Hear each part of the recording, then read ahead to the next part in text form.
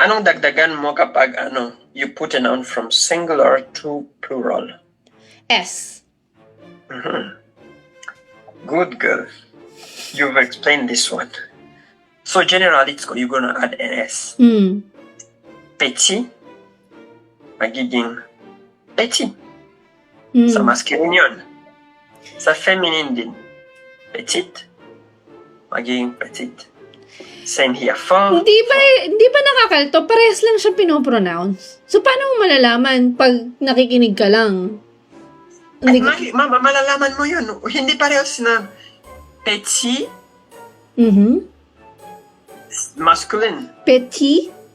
Okay. Singular. Okay. Petit, masculine, plural. Okay. So, yung dalawa, paano mo ma-recognize? Kasi same pronunciation yung sa... Same pronunciation. Paano mo ma-recognize sa plural siya pagka speaking na? I'm Listening. talking to you. So, j'ai un petit chat. So doon sa niya na, sa pinaka-subject niya na. Yes!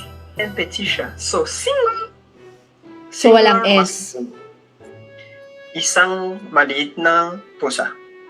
Okay. J'ai vu des petits enfants. Nakita ko yung mga maliit na bata. So, kailangan alam mo yung context para no? Oh, definitely. Definitely.